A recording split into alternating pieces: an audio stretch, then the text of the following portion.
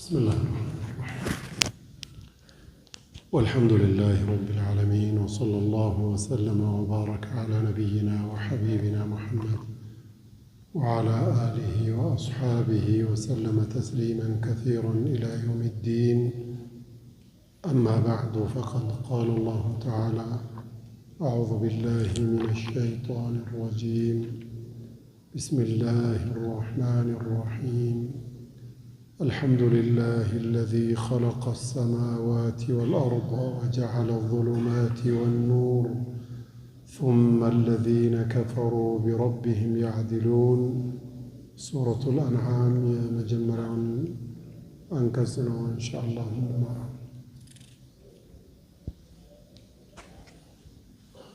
سورة الأنعام زار الجنة. سورة الأنعام መክዬ ሱራ ነች።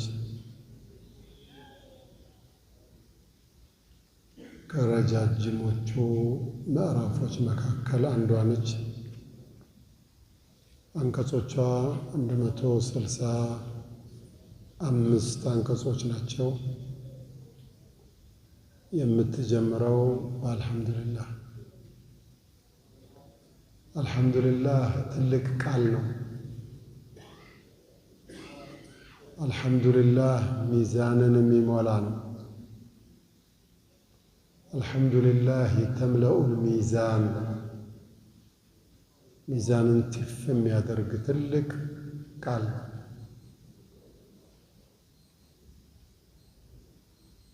የሰው ልጅ ዱንያ ላይ ሲኖር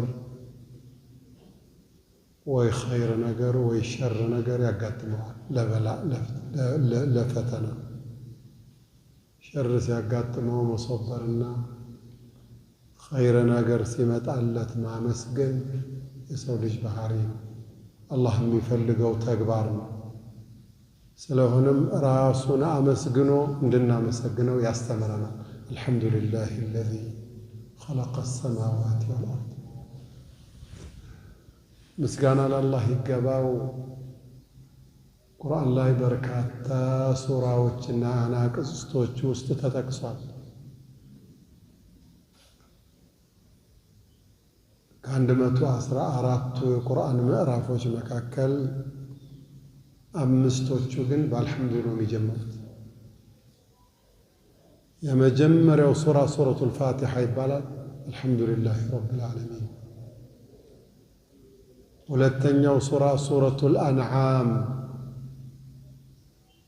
ትባላለች። ይሄው አልሐምዱሊላህ አለዚ ኸለቀ ሰማዋት ወልአርድ ወጀዐለ ዙሉማት ወኑር ሱመ አለዚነ ከፈሩ ቢረቢሂም ያዕዲሉን። ሶስተኛው ምዕራፍ ሱረቱል ከህፍ ነው። አልሐምዱሊላህ አለዚ አንዘለ ዐላ ዐብዲሂል ኪታበ ወለም የጅዐል ለሁ ዒወጃ ቀይመን ሊዩንዚረ በእሰን ሸዲዳ። አራተኛው ምዕራፍ ሱረቱ ሰበእ። አልሐምዱሊላህ አለዚ ለሁ ማ ፊ ሰማዋት ወማ ፊል አርድ። አምስተኛውና የመጨረሻው ሱረቱ ፋጢር። አልሐምዱሊላህ ፋጢር ሰማዋት ወልአርድ ጃዒሊል መላኢከቲ ሩሱላ ኡሊ አጅኒሐትን መትና ወሱላሰ ወሩባዕ የዚዱ ፊል ኸልቂ ማ የሻእ። አልሐምዱሊላህ ከሹክር ቃላቶች አንዱ ነው። ነቢያችን ዓለይሂ ሰላቱ ወሰላም በልተው ሲጨርሱ አልሐምዱሊላህ አለዚ አጥዓመና ወሰቃና ወጀዐለና ሚነል ሙስሊሚን። ብዙ ሰው ተርቧል። አላህ ካላበላህ መብላት አትችል፣ ካላጠጣህ መጠጣት አትችል፣ ከናካቴው አታገኘው፣ ብታገኘውም አይዋጥልህ፣ ቢዋጥልህም አይፈቀድልህ። እሱ ካልፈቀደ አይቻልም። ብዙ ሰዎች ምግብ አጥተው ከስተዋል፣ ተርበውም ተቸግረዋል። ሲረብ የሚያበላ አላህ ነው። الذي أطعمهم من جوع وآمنهم من خوف ምስጋና ለዚህ ጌታ ይገባዋል።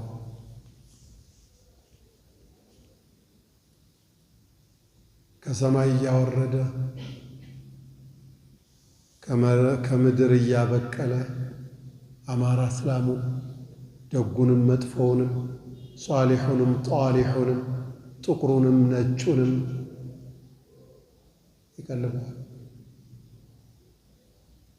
ሰማይን ከፍ ያደረገው ጌታ፣ መሬትን ዝቅ ያደረገው ጌታ ምስጋና ይገባው። ለችሎታው፣ ለችሮታው፣ ለብቃቱ፣ ለርህራሄው፣ ለዝነቱ፣ ለጥበቡ፣ ለእውቀቱ፣ ለረሕመቱ ጥልቀትና ስፋት ምስጋና ይገባው። ተውሒድ የሰው ልጆች እና አጋንንቶች የተፈጠሩበት መሰረታዊ ዓላማ ብቻ ሳይሆን ተውሒድ ሹክር ነው በራሱ። አላህን ማመስገን።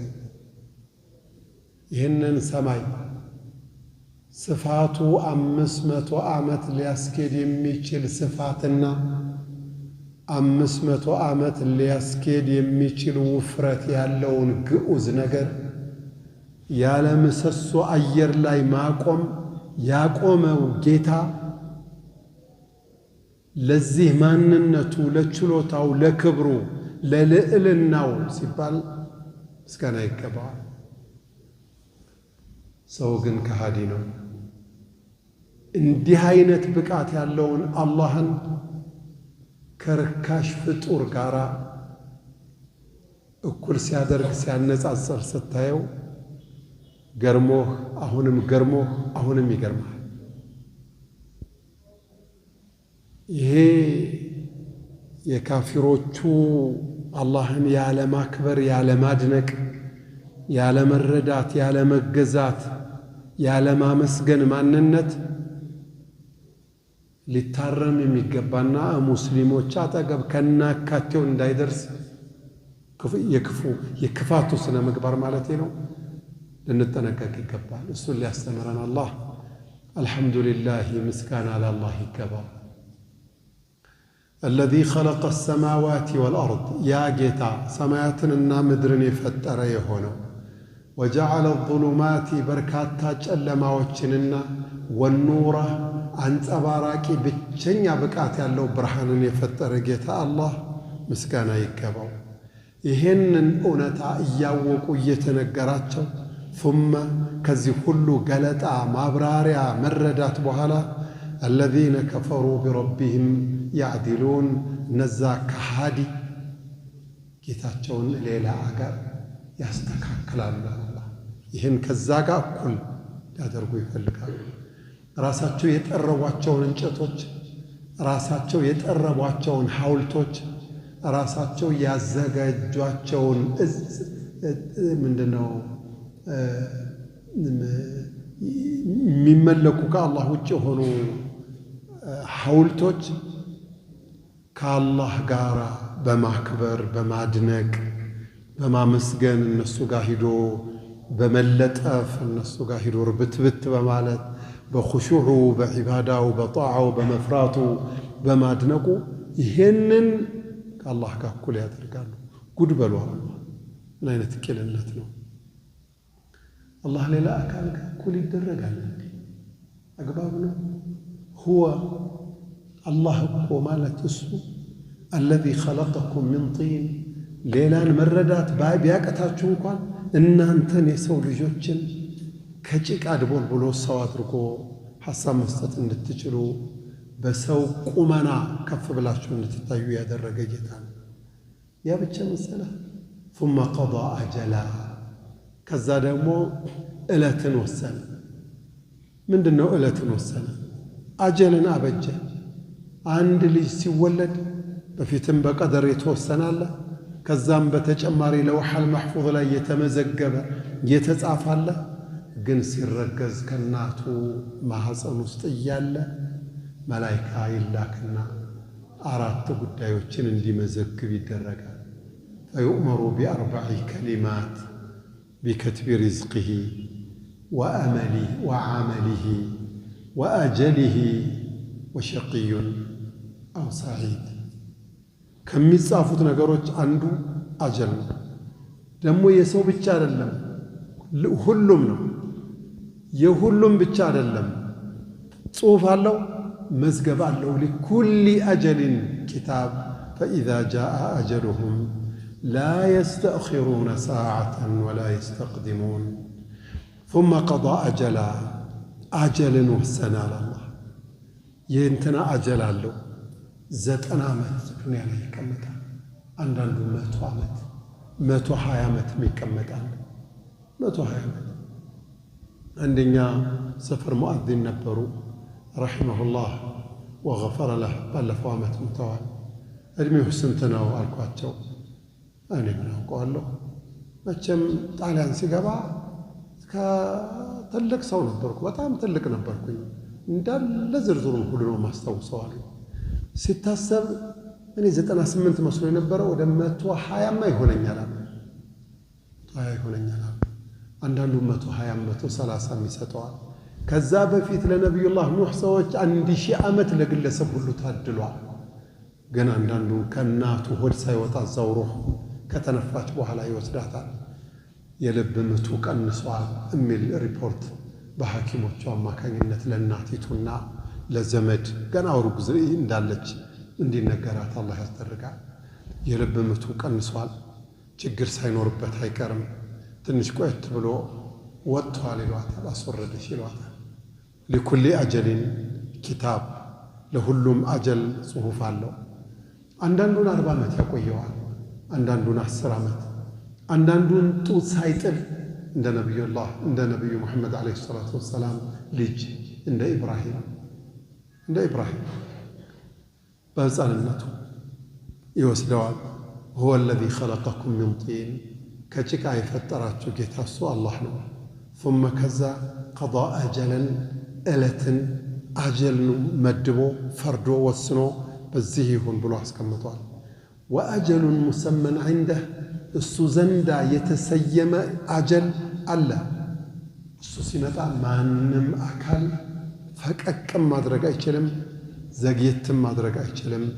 ثم አንቱም ተምተሩን፣ እንዲህ አርጌ ፈጥሬ አኑሬ ባይናችሁ እያሳየኋችሁ ሙተን የሚቀሰቅሰን አካል ይኖር ይሆን? አቅም ይኖረዋል እንዴት ብላችሁ ከዛ የሚያሳፍረው ትጠራጠራላችሁ በላቸዋል አላህ። ወሁወ አላህ እኮ ነው አምልኮት የሚገባው እሱ ነው። ፊ ሰማዋቲ ወፊ ልአርድ፣ በሰማይም እሱ ነው፣ በምድርም እንዲሁ። ያዕለሙ ሲረኩም ወጀህረኩም፣ በሚስጥር የሰራችሁትም በይፋ የተገበራችሁትን ያውቃል። ወያዕለሙ ማ ተክሲቡን፣ የምትከስቡትን ሰው የሚከስበው እንኳን ሁሉንም ያውቃል አላህ። አንዳንዱ ኸይር ይከስባል፣ ሌላው ሸር ይከስባል። ኸይርም ሥራ ሸር ሁለቱንም አቀላቀል። ያዕለሙ ሲረኩም ወጀህረኩም ወያዕለሙ ማ ተክሲቡን። ይሄ ነው ሱረቱል አንዓም። አላህ